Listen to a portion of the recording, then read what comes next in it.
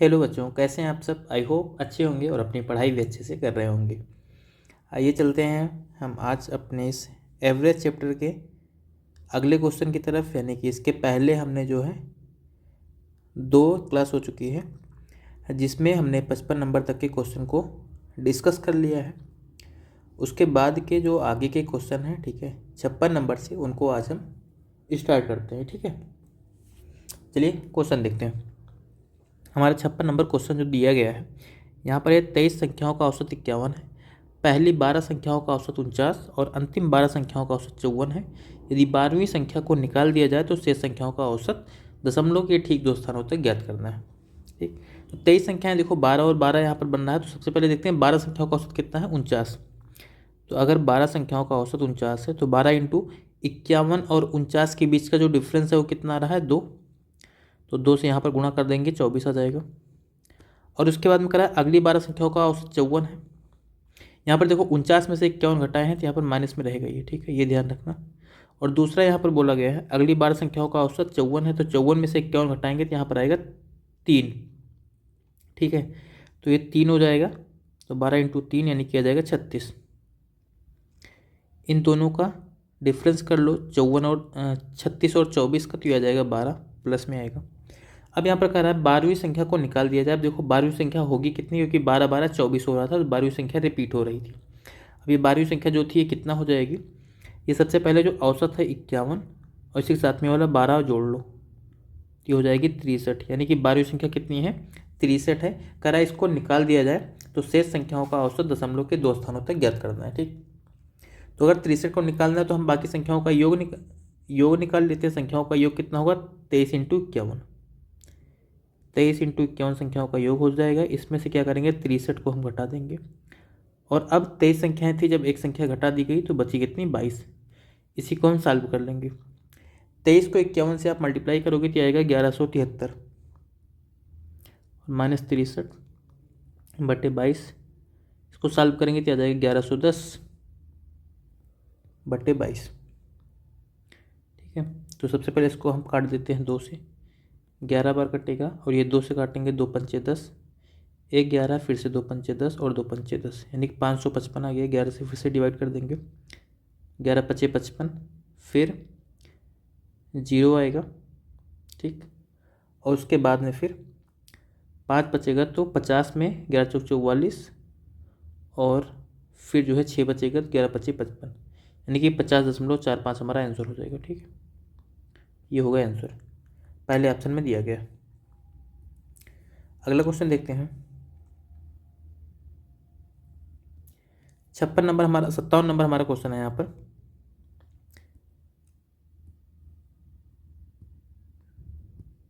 57 number है, प्रथम 10 धनात्मक विषम संख्याओं के औसत और प्रथम 15 धनात्मक सम संख्याओं के औसत का गुणनफल हमें निकालना है। तो सबसे पहले प्रथम 10 विषम संख्याओं का औसत निकालना है। तो प्रथम 10 विषम संख्याएं होती क्या है, देखो यहाँ पर सीधा सा आप याद रखना है कि जो प्रथम, हमें कभी भी प्रथम जो है n ऑड नंबर जो है उनका अगर हमसे एवरेज पूछता है, औसत पूछता है, ठीक है, 60 में लिखते हैं, एवरेज पूछता है तो ये क्या होता है, n ही होता है। ठीक है, और अगर जो है ये हो गया, और अगर यहीं पर जो है प्रथम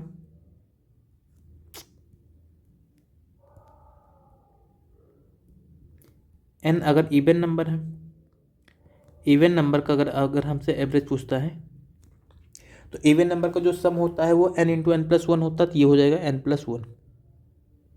ठीक है, ये दोनों चीज़ें आपको ध्यान रखनी है। यहाँ पर करा प्रथम 10 विषम संख्याओं का औसत, तो प्रथम 10 विषम संख्याओं का औसत कितना होगा, वो 10 ही रहेगा। मिनट, ठीक है, प्रथम 10 विषम संख्याओं का औसत, अगर ये n का मान 10 है तो औसत भी कितना आएगा, 10 आएगा। और प्रथम 15 धनात्मक सम संख्याओं का औसत, तो अगर धनात्मक सम संख्याएं हैं यानी कि ये 15 है, इसका मान 15 है, तो यहाँ पर क्या हो जाएगा, 15 1 16 बन जाएगा। इसका गुणनफल पूछा गया, 16 10 में 160 हमारा ऑप्शन हो जाएगा, आंसर होगा। ठीक है, 3 नंबर। ठीक है, यही हमारा आंसर हो गया। चलो अगला क्वेश्चन देखते हैं।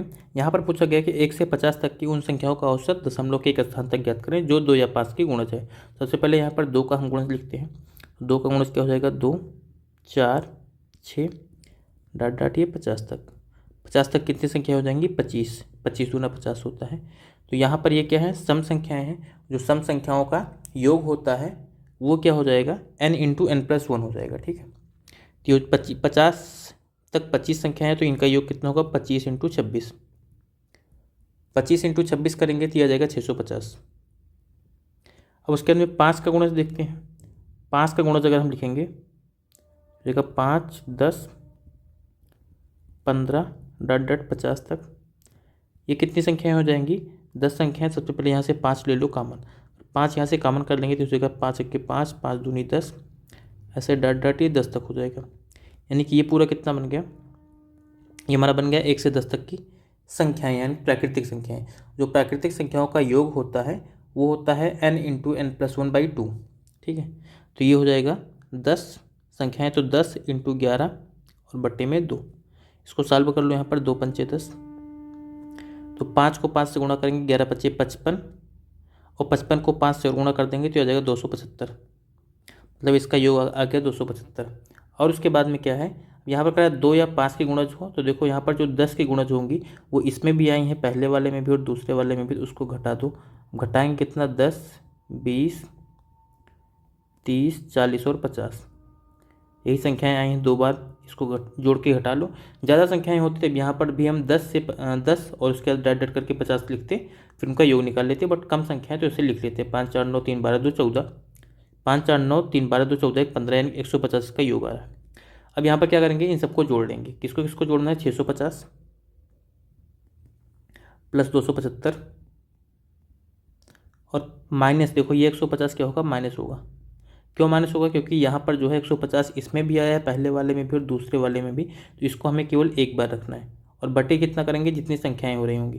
देखो ऊपर वाले में कितना संख्याएं हो रही थी? ऊपर वाले में हमारी हो रही थी 26 संख्याएं। इसमें हो रही थी हमारी 10 संख्याएं। सॉरी 26 नहीं, 25 संख्याएं हो रही हैं ऊपर वाले में। इसमें 25, इसमें 10। और सबसे नीचे यहाँ पर देखो कितनी संख्या हो रही? 5 संख्याएं हो रही। ये 5 संख्याएं रिपीट हो रही। तो 25 और 10 35। 35 में से वाला 5 घटा दोगे तो बचेगा 30। इसी को सॉल्व कर लो। 650 में से 150 घटाएंगे 500 और 275 जोड़ लेंगे तो यह आ जाएगा 775। बटे में आ जाएगा 3। डिवाइड कर दो, 10 बार में कटेगा, 3 से काटेंगे, 3 दूनी 6 1 7, 17 3 5 15 2 17 और 25 3 8 24 1 25, तो 3 3 का 9। ठीक है, इतना आ गया। 10 से और डिवाइड कर देंगे तो आ जाएगा 25.83। ये हमारा आंसर हो जाएगा। ठीक है, यानी 25.8 हमारा आंसर होगा, चौथा ऑप्शन। अगला क्वेश्चन देखते हैं 59 नंबर। ये 59 नंबर हमारा क्वेश्चन है। पी और उसके 3 दोस्तों का औसत भार 55 किलोग्राम है। यदि पी अपने 3 दोस्तों के औसत भार से 4 किलोग्राम अधिक है तो पी का भार निकालना है।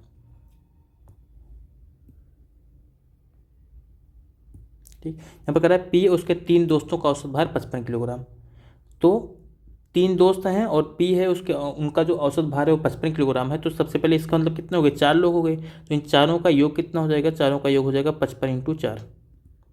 ये हो गया। अगर इसमें से हम क्या करते हैं? पी का भार घटा देते हैं। पी का भार घटा देते हैं, क्या हो गया? 3 दोस्तों का भार हो गया। और यहाँ पर 3 दोस्तों का भार अगर मिल गया तो आगे कह रहा है पी अपने 3 दोस्तों के औसत भार से। अगर औसत निकालना है, 3 दोस्तों का भार है, इसको 3 से डिवाइड कर दोगे तो ये क्या हो गया? तीनों का औसत हो गया। ये जो औसत है क्या है? औसत भार से 4 किलोग्राम ज़्यादा है।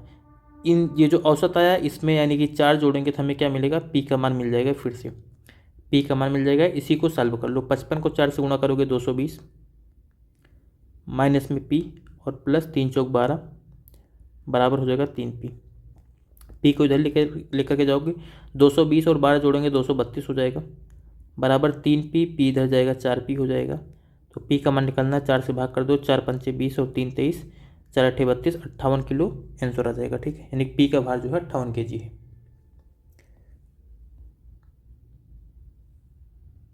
अगला क्वेश्चन है, एक क्रिकेट खेल के पहले 10 ओवरों में रन रेट केवल 7.2 था। 272 रन के लक्ष्य तक पहुंचने के लिए शेष 40 ओवरों में रन रेट क्या होना चाहिए? ठीक, देखो 10 ओवर में उसने 7.2 रन था रन रेट, यानी कि एक ओवर में उसने 7.2 रन, ठीक है, बनाया था। 7.2 रन एक ओवर में था, तो 10 ओवर में कितना हो गया? 72 रन। उसने 72 रन बना लिया है। उसको बनाना कितना? 272, यानी कि अभी उसको 200 रन और चाहिए। 200 रन और चाहिए। ओवर इसके पास कितने हैं? 40। तो 40 से भाग कर दो, 40 पंचे 200, यानी उसको हर ओवर में 5 रन बनाना पड़ेगा। हर ओवर में 5 रन बनाएगा तो 40 ओवर में 200 रन बन जाएगा।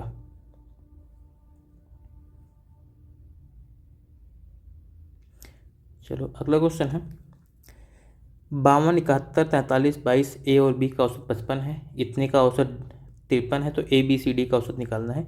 सबसे पहले देखो इन सबको जोड़ लो। इन सबको अगर जोड़ेंगे तो ये हो जाएगा 2 1 3 3 6 2 8, 5 7 12 4 16 और 2 18, 188 हो गया। और ए और बी भी जुड़ गया, प्लस ए प्लस बी।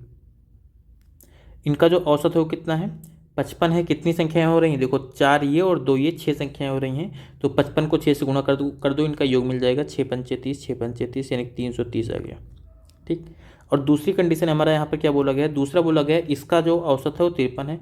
यहाँ पर भी इसको जोड़ लो। 5 2 5 2 5 7 9 16 1 17 2 19, तो 19 के 9। ठीक है। और बचा 1 4 1 5 4 9 4 13 5 18 और 4 22, यह गया 229। और प्लस में क्या है? COD है। अब यहाँ पर कितनी संख्याएं हो गई? यहाँ पर ये 3 2 5 और 2 7, 7 संख्याएं हो रही तो 53 को 7 से गुणा कर दो। 53 को 7 से गुणा करेंगे 7 21 और 7 5 35 2 37, 371 आ गया। इन सबको क्या करो? सिंपली जोड़ लो बस। इन सबको अगर जोड़ेंगे तो यहाँ पर आ जाएगा ये 9 8 17, 8 2 10 और 1 11, 2 1 3 1 4, plus A plus B plus A plus B plus C plus D, बराबर इधर जोड़ेंगे तो हो जाएगा 1 7 3 10, 3 3 6 1 701। ठीक है। अब यहाँ पर क्या करेंगे? इसको इधर भेज दो तो हमारा मिल जाएगा A plus B plus C plus D बराबर 701 माइनस 417। अब यहाँ पर क्या है? ये 4 संख्या है, इनका औसत अगर हमें निकालना है तो फिर क्या करेंगे? इसको 4 से डिवाइड कर देंगे। इसको 4 से डिवाइड कर देंगे, ये भी 4 से डिवाइड हो जाएगा। ठीक है। तो इसको घटा के जो है यहाँ पर हमें क्या कर देना है? निकाल लेना है इनका डिफरेंस। ठीक। तो यहाँ पर 11 में से 7 जाएगा, 4 बचेगा। और यहाँ पर बचेगा 9, 9 में से 1 जाएगा 8। और यहाँ पर हो गया 6, 6 में से 4 जाएगा तो 3, 384/4 हो जाएगा। ठीक है। सॉरी 6 में से 4 जाएगा 2 बचेगा। क्या कन्फ्यूज हो रहे हैं हम? 4 से 28 और 4 1 के 4। ठीक है। 71 हमारा आंसर हो जाएगा। ये है दूसरा ऑप्शन।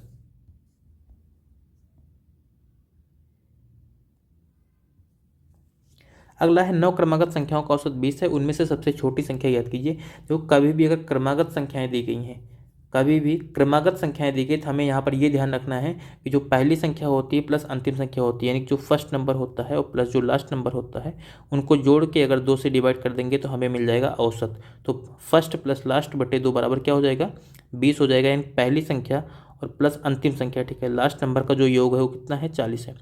अब यहाँ पर क्या है? 9 क्रमागत संख्याएं हैं, इसका मतलब पहली संख्या को अगर हम x मानेंगे तो जो अंतिम संख्या हो जाएगी वो कितना होगी? x + 8 हो जाएगी। क्रमागत का मतलब क्या है कि पिछली संख्या में एक जोड़ने पर जो मिल जाए।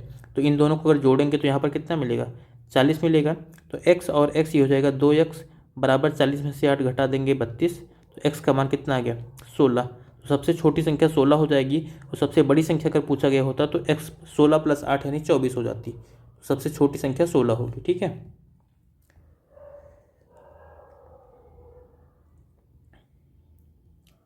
अगला क्वेश्चन है हमारा 70 और 90 के बीच की सभी अभाज्य संख्याओं का औसत निकालना है।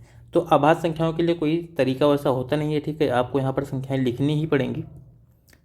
तो यहाँ पर हम कर लेते हैं 70 और 90। 70 और 90 के बीच में पहली संख्या अभाज्य कौन सी आएगी? 71 आएगी, फिर 73 आ जाएगी, और फिर उसके बाद में 74 75 76 77 78 79 आ जाएगी। ठीक है। 79 आ जाएगी, याद भी होना चाहिए। ठीक है। और 83 89। ठीक है। 83 और 89 ये संख्याएं हो जाएंगी।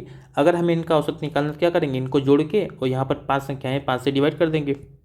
तो जोड़ लेते हैं इनको अगर जोड़ेंगे तो 3 1 4 9 13, 3 16, 16 9 25, 5 हो जाएगा, 2 बचेगा, 8 2 10, 8 18, 18 7 25, 25 7 32, 7 39, 395 और बटे 5 संख्याएं 5 से भाग कर दो। 5 7 35 और 4 39, 5 9 45, 79 इसका आंसर होगा। ठीक। ये 79 इसका आंसर हो जाएगा।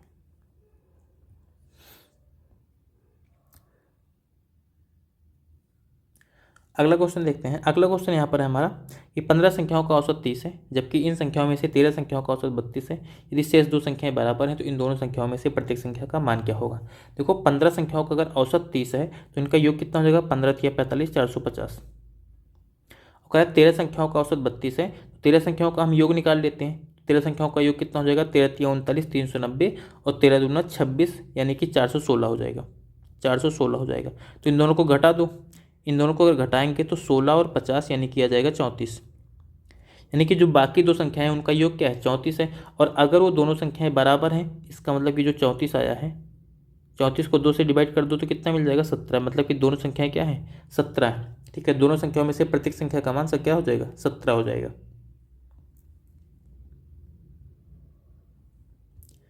अगला क्वेश्चन है 5 संख्याओं का औसत 30 है, यदि उनमें से एक संख्या निकाल दी जाए तो औसत 31 हो जाता है। निकाली गई संख्या का मान ज्ञात करना है।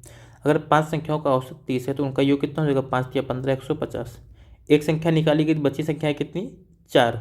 अब 4 संख्याएं बची तो उनका औसत कितना है, 31। अगर हमें उनका योग निकालना है, 31 चौका 124 होता है, 124 होता है। तो 150 में से 124 घटाएंगे, आएगा 26। मतलब जो संख्या निकाली गई थी वो क्या थी, 26 थी। अगला क्वेश्चन देखते हैं। यहाँ पर कह रहा है 16 संख्याओं का औसत 48 है। इनमें से पहली 6 संख्याओं का औसत 45 और अंतिम 7 संख्याओं का औसत 53 है। सातवीं और आठवीं संख्या 9वीं संख्या से क्रमशः 3 और 7 अधिक है। 9वीं और 7वीं संख्याओं का औसत हमें निकालना है। ठीक, देखो यहाँ पर क्या है कि 6 संख्याओं का औसत 45 है। पहले दिया गया पहली 6 संख्याओं का औसत 45, तो 6 इंटू 45 में से 48 को घटाएंगे तो यहाँ पर क्या आएगा, -3। तो 6 को -3 से गुणा करोगे आएगा -18। ठीक, अच्छा सॉरी, देखो यहाँ पर रिपीट नहीं हो रहा है, तो यहाँ पर क्या करेंगे, हम 48 में से घटा के सॉल्व करेंगे क्वेश्चन को।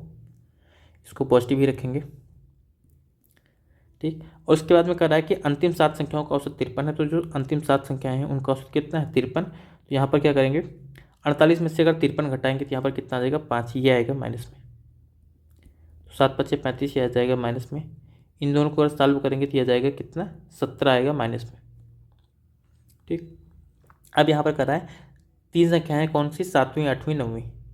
7वीं संख्या है, 8वीं संख्या है और 9वीं संख्या है। इनके बीच में हमें कुछ रिलेशन दिया गया है। कह रहा है 7वीं और 8वीं संख्या 9वीं संख्या से 3 और 7 अधिक है। यानी कि अगर ये x है, 7वीं संख्या क्या होगी, 3 ज़्यादा x + 3, और 8वीं संख्या 7 ज़्यादा x + 7। इन सबको अगर हम जोड़ लें तो यहाँ पर क्या होगा, ये 48 जो औसत है, 3 संख्या है तो 3 इंटू 48, और ये 17 इसमें से माइनस कर दो। ये माइनस में आया तो इसको घटा देंगे। इसको जोड़ेंगे, x 3 बार है, 3x हो जाएगा, और +7 3 10 बराबर 48 को अगर 3 से गुणा करेंगे, 3 चौक 12, 3 8 24, 144। 144 में से यहाँ पर क्या करो, 17 घटा दो। 144 में से अगर हम 17 घटा देंगे तो ये कितना मिल जाएगा, चलो चल लिख लेते हैं, फिर घटा लेंगे। 14 में से 7 जाएगा, 7 बचेगा, और यहाँ पर क्या होगा, 13 में से 1 घटाएंगे तो 12 हो जाएगा, 127 आएगा। 3x + 10 बराबर 127। ये 10 जा करके फिर इधर से घट जाएगा कि 3x बराबर कितना आ जाएगा, 117। और x का मान निकालेंगे तो 3 × 3 = 9, 2 × 11, 3 × 9 = 27, यानी कि 39 आ गया। अब हमसे यहाँ पर क्या पूछा गया है, हमसे पूछा गया 9वीं और 7वीं संख्याओं का औसत पूछा गया है। देखो 9वीं संख्या कौन सी है, x है, और 7वीं संख्या कौन सी, x + 3। इनका औसत निकालना है, दोनों को जोड़ के 2 से भाग कर दो। x और x + 3 जोड़ेंगे तो ये कितना हो जाएगा, 2x + 3 हो जाएगा। 2x + 3 और बटे 2 कर देंगे। यहाँ पर क्या करो, 39 रख लो, तो 39 दूना 78, 78 में 3 जोड़ेंगे तो 81। 81 बटे 2, 81 बटे 2 का मतलब होता है 40.5। ये हमारा आंसर होगा, दूसरा ऑप्शन।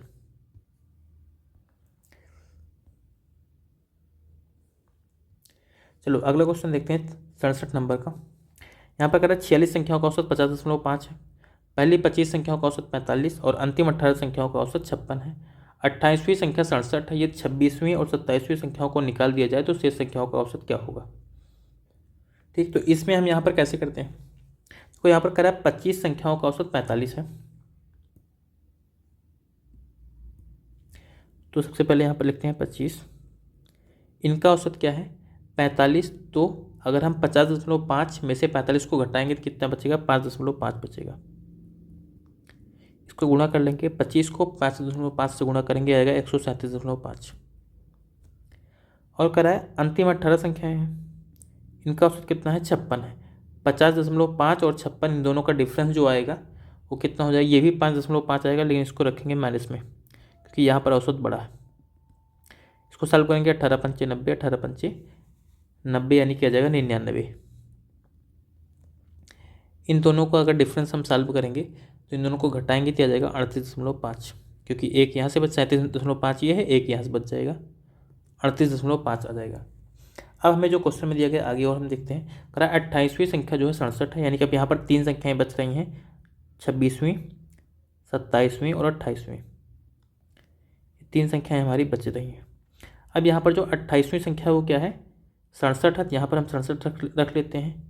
26वीं 27वीं नहीं पता, इसको हम एक्स वाई मान लेते हैं, यानी कि x + y + 67 बराबर कितना हो जाएगा, बराबर होगा यहाँ पर क्या, जो औसत है ये 3 संख्या है तो औसत में 3 से गुणा कर लो, यानी 3 × 50.5 और प्लस कर लेंगे 38.5। इसी को सॉल्व कर लो, ये हो जाएगा x + y और प्लस 67 बराबर 50.5 को 3 से गुणा करोगे, 3 × 5 = 15 और 150, 3 × 5 = 15, 151.5 हो जाएगा। 151.5 में अगर हम 38.5 और जोड़ लेंगे तो ये कितना हो जाएगा, 190। ठीक है, ये बन जाएगा हमारा 190। तो x + y का मान निकाल लेते हैं यहाँ से। 190 में से 67 को घटा देंगे, 190 में से 67 घटाएंगे तो बचेगा 123। ठीक है, ये हो गया, यानी कि 26वीं और 27वीं संख्या हो गई। इसी को हमें निकाल देना है। ठीक है, अगर इसको हमें निकाल देना है तो थोड़ा सा यहाँ पर छोटा करते हैं इसको।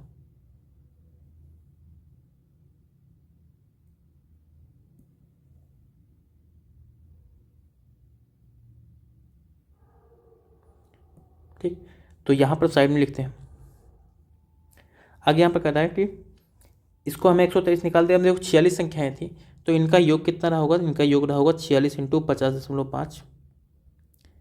इसको अगर हम गुणा करेंगे तो 46 का आधा कर देंगे 23, यानी कि 23 × 50.5 करेंगे तो 23 × 101।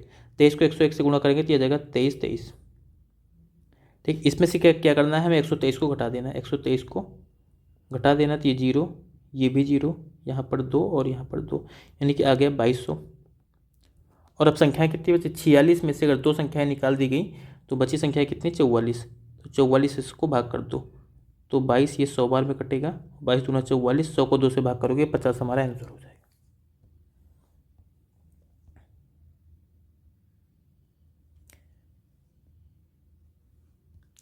अगला क्वेश्चन देखते हैं। अगला क्वेश्चन हमारा दिया गया है कि 8 क्रमागत विषम संख्याओं का औसत 28 है, सबसे छोटी और सबसे बड़ी संख्या का योग। अभी हमने पीछे आपको बताया कि जब भी क्रमागत की बात किया जाए, ठीक है, चाहे वो सम हो, चाहे विषम हो, और चाहे जो है प्राकृतिक हो, कभी भी अगर क्रमागत संख्याओं की बात कर रहा है तो यहाँ पर क्या होगा कि पहली संख्या फर्स्ट नंबर और प्लस लास्ट नंबर बट्टे 2 बराबर क्या होता है, औसत।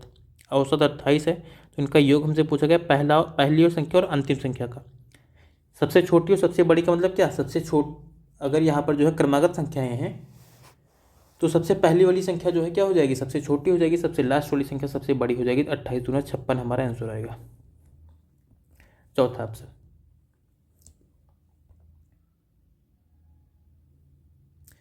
अगला क्वेश्चन है, 3 संख्याओं का औसत 15 है, दूसरी और तीसरी संख्या का औसत 12.5 है, तो पहली संख्या कौन सी है। 3 संख्याओं का औसत अगर 15 है तो इनका योग कितना हो जाएगा, 45।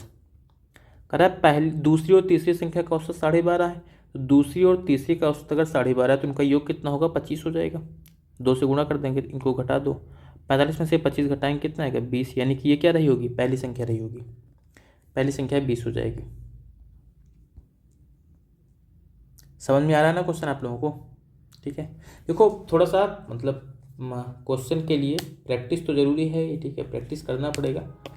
और बाकी टॉपिक अगर आप पढ़े हैं तो ठीक है, ठीक है। अभी तो मेरा मान लो ये प्रैक्टिस का चल रहा है, ठीक है। अभी इसके बाद में आप लोग अगर सपोर्ट करोगे तो आगे जो टॉपिक हैं, ठीक है, यानी कि डीप में पूरा कि कैसे क्वेश्चन को सॉल्व करते हैं, जैसे हम आपको क्वेश्चन बता रहे हैं यहाँ पर तो केवल क्वेश्चन ही सॉल्व कर रहे हैं, लेकिन कैसे हमें करना है, ठीक है, ये पूरा प्रोसेस समझना, हर चीज़ें करना जो है, इसके भी वीडियोज़ हम लेकर के आएंगे। हाँ, लेकिन अब उसके लिए तो सपोर्ट चाहिए ना आप लोगों का।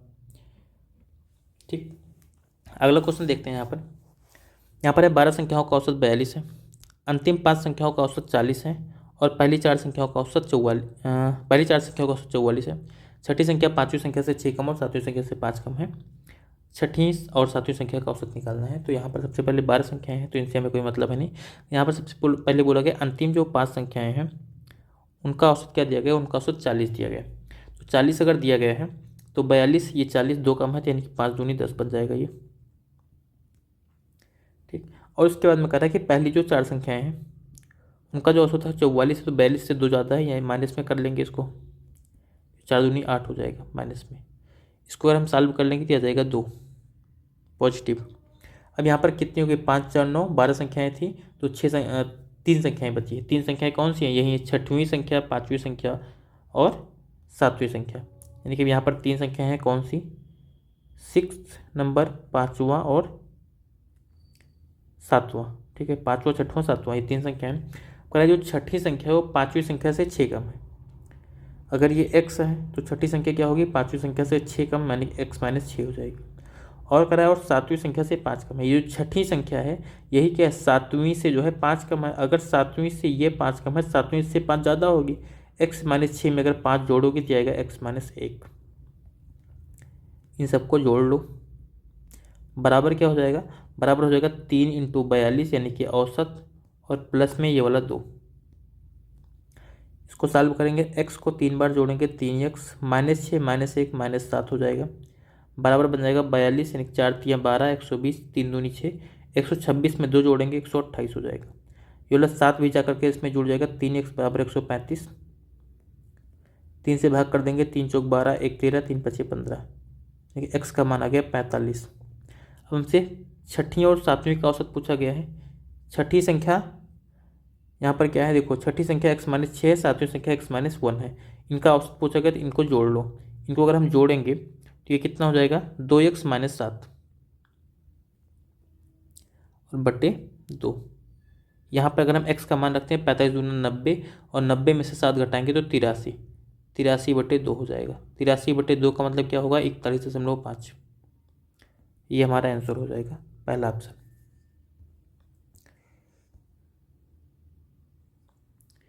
चलो अगला क्वेश्चन देखते हैं। 11 क्रमागत धनात्मक पूर्णांकों का औसत d है। यदि अंतिम 2 संख्याओं को हटा दिया जाए तो औसत में कितनी वृद्धि होगी। देखो यहाँ पर जो है ध्यान रखना है आपको एक बात, ये कौन सी बात है बताते हैं, ठीक है, चुपके से, मतलब ठीक है सब लोग सुनोगे, किसी के कान में नहीं बताई जाएगी, ठीक।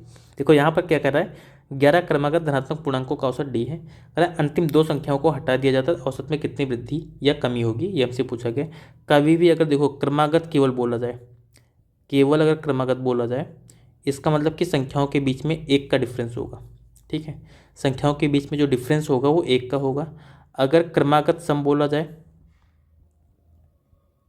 क्रमागत सम या विषम कुछ भी बोला जाए, चाहे सम बोला जाए चाहे विषम बोला जाए, तो संख्याओं के बीच में 2 का डिफरेंस होगा। यहाँ पर जो अंतर होता है वो 1 का होता है, और यहाँ पर जो अंतर होता है वो 2 का होता है। तो यहाँ पर क्या होगा, हमेशा जो है जो इसके बीच का अंतर होगा उसके आधे के बराबर, उसके आधे के बराबर औसत में जो है कमी या वृद्धि होगी। तो यहाँ पर 1/2 का मतलब क्या होगा, 0.5। यहाँ पर 2/2 का मतलब होगा 1।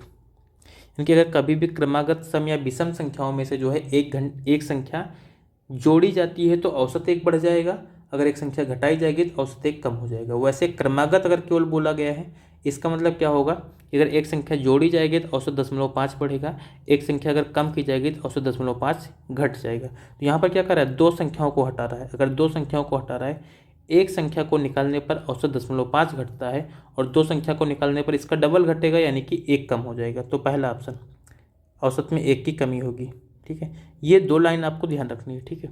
क्रमागत अगर संख्याएं हैं तो फिर क्या करना है, हमें सीधा 0.5 जोड़ लेना है एक संख्या जोड़ने पर, या एक संख्या घटाने पर 0.5 घटा देना है। क्रमागत सम या विषम है तो एक क्रमागत सम संख्या जोड़ने पर औसत 1 जोड़ लेना है, या एक क्रमागत सम संख्या घटाने पर औसत 1 घटा देना है। विषम अगर रहेगा तो क्रमागत एक विषम संख्या जोड़ने पर औसत 1 जोड़ लेंगे, क्रमागत एक विषम संख्या घटाने पर औसत 1 घटा देंगे, कम कर देंगे, ठीक है। समझ में आ गया ना। आप लोग कमेंट करके बताया करो वीडियो के लास्ट में, ठीक है, कि क्या है कैसा है, जो भी आप लोगों को पढ़ाया जा रहा है समझ में आ रहा है या नहीं, ठीक है। अगला है एक कक्षा के अंग्रेजी का परीक्षा फल तैयार करते समय एक छात्र के अंक 57 के स्थान पर 95 दर्ज कर लिए गए, जिसके परिणाम स्वरूप औसत अंक में 0.95 की वृद्धि हुई। कक्षा में कितने विद्यार्थी थे ये आपको बताना है। अब देखो यहाँ पर क्या था कि उसका 57 नंबर था, लेकिन उसका लिखा कितना गया था, 95 लिखा गया था। 57 सही वाला है, 95 गलत वाला है। इनको अगर घटाओगे तो कितना होगा, 57 3 60 और 35 यानी कि माइनस में 38 आएगा। देखिए 38 ज़्यादा लिखा गया था। इसी 38 की वजह से क्या हो रहा था, जो औसत था वो बढ़ रहा था, क्योंकि अगर संख्याओं का योग जो है 38 ज़्यादा आ रहा है तो फिर क्या होगा, औसत में जो है 0.95 की वृद्धि हो रही थी। तो यहाँ पर हम यही देखते हैं कि 38 अगर ज़्यादा आ रहा था तो इसको जो है हम कितने से डिवाइड करते कि औसत जो है 0.95 आता। इसी को सॉल्व कर लो। इसको सॉल्व करने के लिए x को हम इधर लेकर के जाते हैं, 0.95 को इधर लाते हैं, या फिर सीधा इसको ऐसे कर लो, 3800 बटे x बराबर 95। दशमलव हटाने के लिए हमने 100 से गुणा कर दिया। 19 से कर देंगे, 19 पंचे 95 और 19 दूना 38, 200 आ गया और ये 5 चौक 20, यानी कि x बराबर कितना आ जाएगा, 40। शुरुआत में बच्चों की संख्या कितनी थी, यानी कि बच्चों की संख्या इसमें कितनी थी, 40 थी। चौथा ऑप्शन।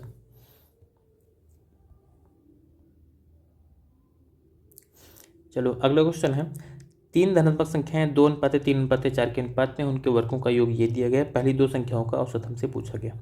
अगर 3 संख्याएं यहाँ पर इस अनुपात में है तो कभी भी अगर देखो वर्गों का योग दिया गया तो यानी कि यहाँ पर अनुपात अगर है इसको मान लेंगे 2x 3x और 4x, ये हो गई संख्याएं। इनका वर्ग करेंगे 2x का स्क्वायर हो जाएगा 4x स्क्वायर, 3x का वर्ग करेंगे तो हो जाएगा 9x स्क्वायर, 4x का स्क्वायर करेंगे तो हो जाएगा 16x स्क्वायर, यानी कि वर्ग बराबर कितना होगा, 2349।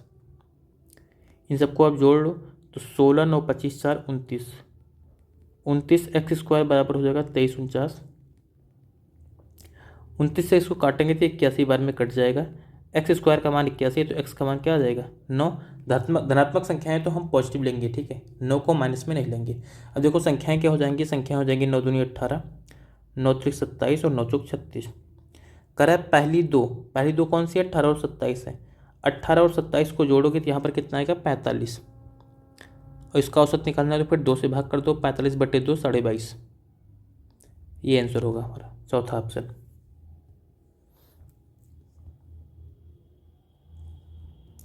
अगला क्वेश्चन देखते हैं, मार्च के महीने में दलीप ने प्रतिदिन औसतन जो है 501 रुपये की कमाई की। पहले 18 दिनों में उसकी औसत कमाई 495 थी और बाद के 15 दिनों में औसत कमाई 505 रुपये थी। 18 मार्च को अर्जित की गई कमाई से 50 रुपये अधिक कमाया। 18 मार्च को उसने कितना कमाया, ठीक। देखो यहाँ पर जो है 18 और 15 दिया गया 33 होता है, जबकि मार्च में 31 दिन ही होता है। तो ये 18 और 17 मार्च को इसमें रिपीट कर रहा है, मतलब इस 2 दिन की कमाई को ये 2 बार जोड़ रहा है। एक बार 18 दिन में जोड़ रहा है, एक बार 15 दिन में जोड़ रहा है। तो हमें यही दोनों पहले 2 दिन की कमाई निकालनी है उसकी, ठीक है। देखो यहाँ पर जब इसको सॉल्व करेंगे हम, सबसे पहले 18 दिनों का औसत जो है कितना है, 495। 18 दिनों का अगर औसत 495 में से अगर 501 को आप घटाओगे तो कितना आ जाएगा, ये माइनस में आएगा, और माइनस में कितना आएगा, 6। तो ये बन जाएगा 18 छक्का 108। ये इसको रखेंगे माइनस में 108। जब भी ओवरलैप करे, ठीक है, यानी बीच के जो है कुछ संख्याओं को 2 बार जोड़े तो हमेशा जो है आपको बाद वाले औसत में से पहले वाला औसत घटाना है,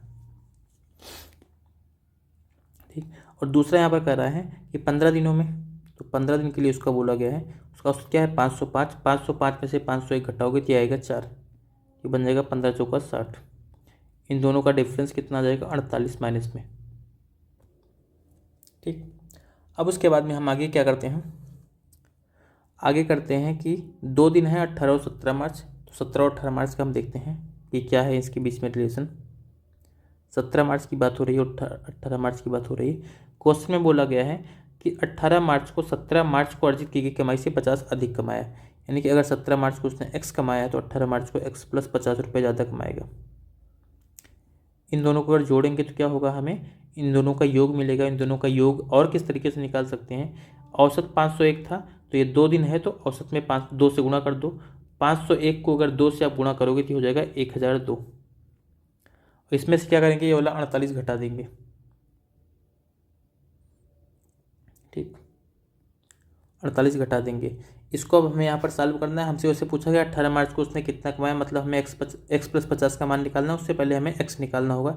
x और x जोड़ोगे हो जाएगा 2x बराबर 1002। ये वाला 50 भी इधर जाएगा तो ये जो हो जाएगा 1002 माइनस 98 हो जाएगा।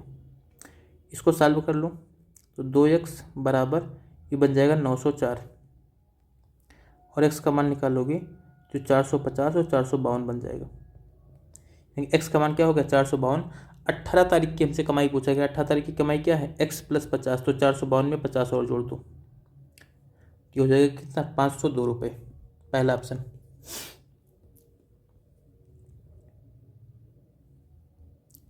अगला यहाँ पर देखते हैं कि एक प्लम्बर जो है जिसका नाम क्या था रास बिहारी, ठीक प्लम्बर है, जनवरी के महीने में प्रतिदिन औसतन जो है 925 कमाए और उसने पहले 20 दिनों के दौरान 881 प्रतिदिन और बाद के 20 दिनों के दौरान इतना रुपए कमाई। 12 जनवरी से 20 जनवरी तक की उसकी प्रतिदिन की औसत आय क्या थी, ये हमसे पूछा गया। ठीक, अभी इसको हमें निकालने के लिए यहाँ पर क्या देखो, ये 20 और 20 दिन मिला के तो 40 दिन हो रहा है, जबकि जनवरी में होते कितने 31 दिन होते हैं। ये 12 से 20 जनवरी को रिपीट कर रहा है दोबारा, ठीक है, इसको 2 बार काउंट कर रहा है, इसी वजह से 9 दिन ज़्यादा आ रहे हैं। तो चलो आगे करते हैं। यहाँ पर करा पहले जो 20 दिन है उस दौरान इसने कितना, इसका औसत क्या था 881, लेकिन वास्तविक औसत कितना है 925। तो 881 में से अगर 925 को हम घटा देंगे तो ये कितना जाएगा 514, यानी कि यहाँ पर क्या होगा 44।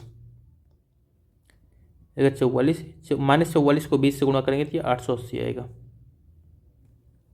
ठीक, और हमसे क्या बोला गया है, कह रहा है कि बाद के 20 दिन में जो है, बाद के 20 दिन में जो उसका औसत है वो 915 है। 915 को 925 से घटाओगे तो आएगा 10, आ जाएगा 20 धामा 200।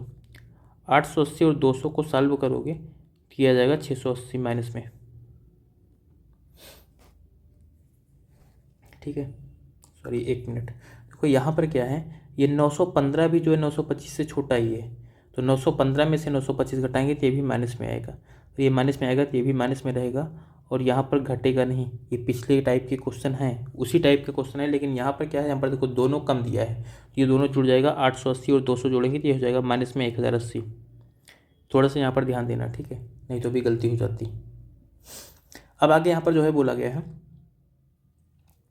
अब इसके बाद में हम यहाँ पर करते क्या है, 12 जनवरी से 20 जनवरी तक का यहाँ पर हमें निकालना है। तो 12 जनवरी से 20 जनवरी तक कितना दिन हो रहा है, 9 दिन हो रहा है। तो एक दिन की कमाई कितनी है 925 रुपये। अब हम योग निकाल लेते हैं, तो 925 और इंटू कितना हो जाएगा 9 दिन, और माइनस क्या कर देंगे इसमें से 1080 और बटे क्या हो जाएगा, औसत निकालना है तो फिर 9 से फिर से भाग कर देंगे। अगर 9 से हमें भाग करना है, देखो 925 गुणे 9 को 9 से भाग करोगे तब तो ये 925 ही आएगा, यानी कि हम सीधा इसको 9 से भाग कर देते हैं बस। माइनस में 12 9 ये 108 आता है, ये बन जाएगा 120। 120 बनेगा, 925 में से अगर 100 घटाओगे तो 825, 20 और घटा दोगे तो 805 हमारा आंसर हो जाएगा। ये ठीक है, चौथा ऑप्शन में दिया गया।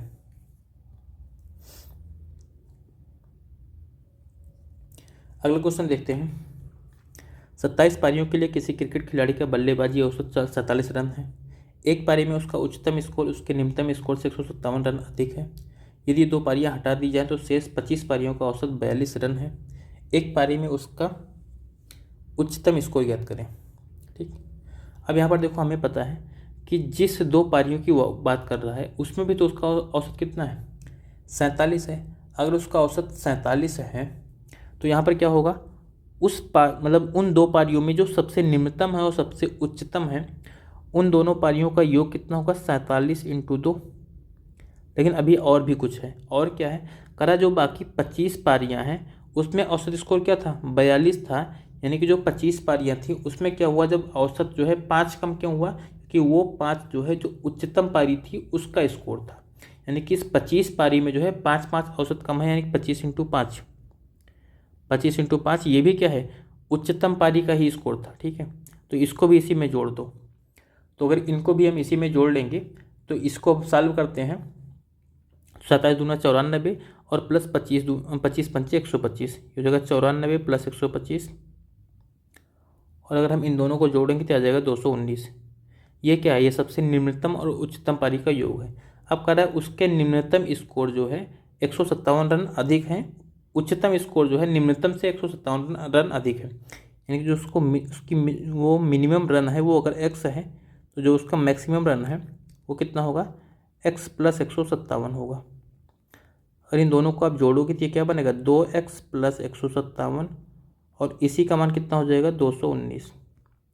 इसको सॉल्व कर लो तो 2x बराबर हो जाएगा 219 - 157। तो 2x बराबर आ जाएगा हमारा 9 में से 7 जाएगा 2 और 21 में से 15 घटाएंगे 6, x का मान आ गया 31। हमसे पूछा गया उच्चतम स्कोर। उच्चतम स्कोर कौन सा है, x + 157, तो यहाँ पर मान रख लो इसका 31 + 157 हो जाएगा ये, 7 1 8 5 3 8 और 1 188 आंसर होगा। ठीक है, दूसरा ऑप्शन।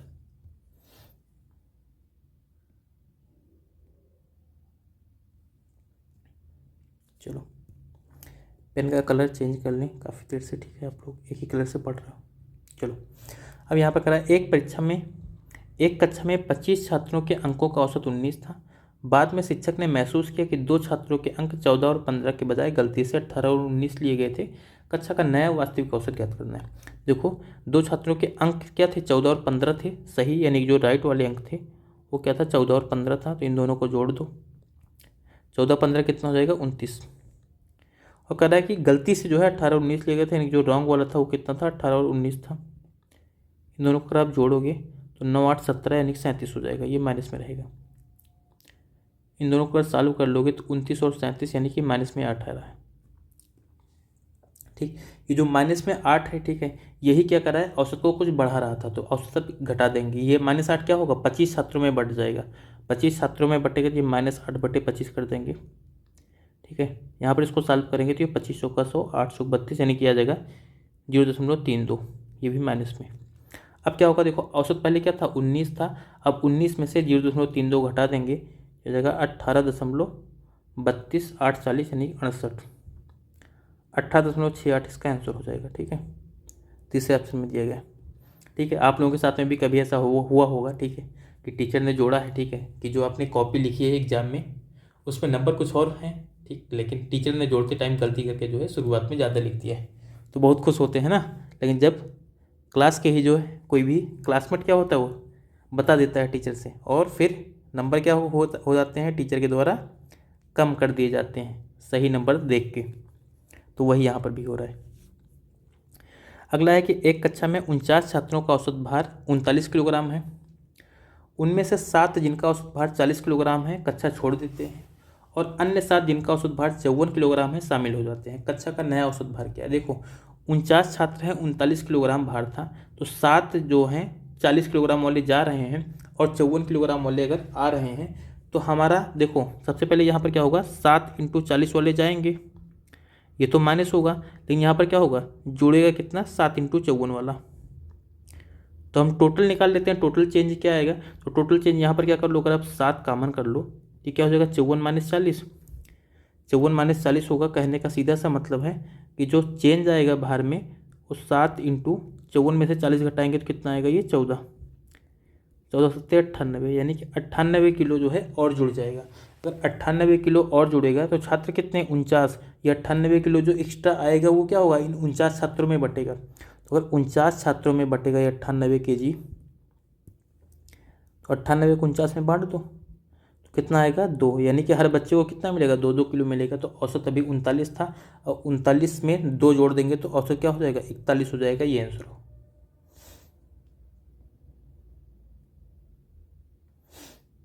आगे अगला कह रहा है कि 79 नंबर है कि एक कक्षा में 60 छात्रों के औसत अंक 62 हैं। उस विषय में लड़के और लड़कियों के औसत अंक 60 और 65 हैं। कक्षा में लड़कों और लड़कियों की संख्या, देखो ये वाला टाइप, ठीक है, ध्यान रखना। ये मुझे लग रहा है अभी तक तो ये पहला क्वेश्चन मिला है, ठीक है, इस टाइप का, लेकिन इस टाइप के क्वेश्चन भी पूछे जाते हैं कि कक्षा में कुल छात्रों की संख्या देगा, उनका औसत देगा, उसके बाद में फिर लड़कों का औसत अलग और लड़कियों का औसत अलग देगा। छात्रों हमसे लड़कों और लड़कियों की संख्या पूछ लेता है। पीछे आपको ये वाला क्वेश्चन तो मिला था जहाँ पर लड़कों और लड़कियों की संख्या दे करके जो है कुल औसत पूछता था, ठीक है। वहाँ पर क्या होता था, यहाँ पर ये 60 देता था इनकी संख्या भी बताता था और ये 60 और 65 भी बता करके 62 हमसे पूछता था। लेकिन यहाँ पर क्या 62, 60 और 65 दिया है, यहाँ पर लड़कों और लड़कियों की अलग अलग संख्या पूछा गया। देखो पहले यहाँ पर क्या है कि लड़कों का औसत है वो 60 है, यानी कि जो बॉयज़ हैं उनका औसत 60 है, जो गर्ल्स हैं उनका औसत क्या है 65 है। ठीक है, देखो क्वेश्चन में भी यहाँ पर भी मिल रहा है कि लड़कियों का औसत ज़्यादा है, मतलब लड़कियाँ पढ़ने में तेज होती हैं। ठीक, झगड़ा नहीं करेगा कोई। 60 में से 62 घटा देंगे, देखो यहाँ पर, और ये पूरी कक्षा का औसत कितना है 62, एलिगेशन लगा दो। 60 62 घटाएंगे 2 आएगा, 65 और 62 घटाएंगे 3 आएगा, मतलब यही क्या है, बॉय इधर 3 है, अनुपात है लड़कियाँ जो 2 अनुपात हैं, ये लड़कों और लड़कियों का अनुपात क्या है 3:2 है। अब कुल बच्चे कितने हैं 60, तो 3 2 5, 5 की वैल्यू अगर 60 होगी तो 1 की वैल्यू कितनी आ जाएगी 12, 1 यूनिट का मान 12, यानी कि लड़कों की संख्या कितनी हो जाएगी 36, 12 36, और लड़कियों की संख्या 12 दूना 24। हमसे क्या पूछा गया, लड़कों की संख्या, 36 हमारा आंसर होगा, पहला ऑप्शन। लड़कियों की संख्या पूछी गई होती तो 24 हमारा आंसर होता। अनुपात भी पूछ सकता है कभी कभी। अगला क्वेश्चन है हमारा, एक कंपनी ने 700 पुरुषों और 300 महिलाओं को रोजगार दिया। औसत वेतन 450 रुपये प्रतिदिन था। यदि एक पुरुष को एक महिला की तुलना में 50 रुपये अधिक प्राप्त होते हैं तो एक महिला का दैनिक वेतन क्या होगा। देखो 700 पुरुष हैं 300 महिलाएं हैं, हमें इनसे कोई मतलब नहीं है, हम ये वाला जीरो काट देते हैं, मतलब हम 7 पुरुष और 3 महिलाएं मानते हैं। कैलकुलेशन को हमें इजी करना है क्योंकि हमें केवल आंसर लेके आना है। ठीक, अब यहाँ पर करा कि औसत वेतन कितना है 450, यानी कि 7 पुरुष हैं 3 महिलाएं हैं, कुल कितने हो गए 10 लोग हो गए। एक व्यक्ति का औसत वेतन 450 है, 10 व्यक्तियों का औसत वेतन कितना हो जाएगा 4500। अब यहाँ पर क्या करा है, एक पुरुष को एक महिला से 50 रुपये अधिक मिलते हैं, यानी कि जो मैन है, ठीक है, मैन है, और जो वोमेन है, यानी कि जो महिला है,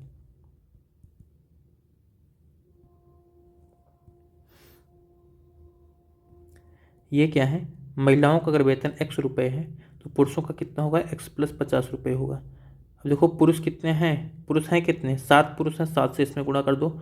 महिलाएं कितनी है 3 है, इसमें 3 से गुणा कर दो, तो ये तो कितना जाएगा 7x + 350, नीचे क्या हो जाएगा 3x। तो अगर इन सबको जोड़ोगे आप तो ये कितना बनेगा 10x + 350। ये क्या हो गया 10 लोगों का वेतन हो गया ना। 10 लोगों का वेतन हमने कितना निकाला 4500, इसको बराबर कर दो 4500 के। ठीक है, 10 कॉमन लेकर के काट देंगे तो x बराबर कितना होगा 450 में से 35 घटा देंगे 415 आ जाएगा। यानी कि एक महिला का जो वेतन था वो कितना है 415 रुपये। हमसे क्या किसका पूछा गया है, एक महिला का ही वेतन पूछा गया, x का मान पूछा गया, x का मान कितना हो जाएगा 415, यही आंसर हो जाएगा। पुरुष का वेतन पूछा गया होता तो 415 में 50 जोड़ लेते। ठीक, चलो 80 क्वेश्चन हो गया आपका। ठीक है, अभी बाकी इसके बाद में अभी और क्वेश्चन है। ठीक है, अब थोड़ा सा मान लो करते हैं, कल लगभग जितना भी क्वेश्चन होगा इसके बाद में कल कंप्लीट कर लेंगे। ठीक, तो जैसा भी लेक्चर होगा, ठीक है, आप लोगों को समझ में शायद आ रहा होगा। ठीक है, अगर आपने पहले थोड़ा सा एक बार पढ़ा हुआ है, ठीक है, क्लास मतलब ली हुई है, बेसिक्स पढ़े हुए हैं आपने, तो क्वेश्चन आपको समझ में आएगा। ठीक है, ये तो बेसिकली क्वेश्चन प्रैक्टिस की क्लास है। ठीक है, यानी कि आपने एक बार सिलेबस अगर कंप्लीट कर लिया है तो ये वाली क्लास आपके लिए बहुत ज़्यादा हेल्पफुल रहेगी। ठीक, तो और बाकी नहीं तो सिलेबस भी हम स्टार्ट करेंगे, ठीक है, जल्दी ही। लेकिन अभी के लिए जो चीज़ें चल रही हैं, ठीक है, इसको आप लोग थोड़ा सा ध्यान से करिए। ठीक है, इसमें भी वहाँ पर भी क्या होगा, जब भी आपको जो है सिलेबस पढ़ा जाएगा तो वहाँ पर भी आपको तरीके ही बताए जाएंगे क्वेश्चन को सॉल्व करने के। यहाँ पर भी क्वेश्चन को सॉल्व करने का तरीका बताया जा रहा है, लगभग हर टाइप के क्वेश्चन यहाँ पर भी आपको मिल जा रहे हैं। तो यहाँ से भी अगर आप चाहेंगे तो क्लासेस करके, ठीक है, अपनी मैथ्स इम्प्रूव कर सकते हैं। ठीक, और बाकी अभी आने वाले एग्ज़ाम्स भी हैं इधर। अभी फ़िलहाल तो RRB JEE का एग्ज़ाम चल रहा है, इसके बाद में टेक्नीशियन का है, टेक्नीशियन 1 और टेक्नीशियन 3 का। LP कंप्लीट हो चुका है, RFF SI भी चल रहा है इस टाइम पे। ठीक है, तो इसके बाद में भी RPF कांस्टेबल आएगा, SSC GD आएगा, RRB का NTPC आएगा, हो सकता है फ्यूचर में ग्रुप D की भी वैकेंसी आए। तो थोड़ा सा आप अगर प्रैक्टिस किए रहेंगे, ठीक है, लगातार प्रैक्टिस में रहेंगे तो आपके लिए हेल्पफुल ही होगा। चलिए आज के लिए इतना ही, थैंक यू।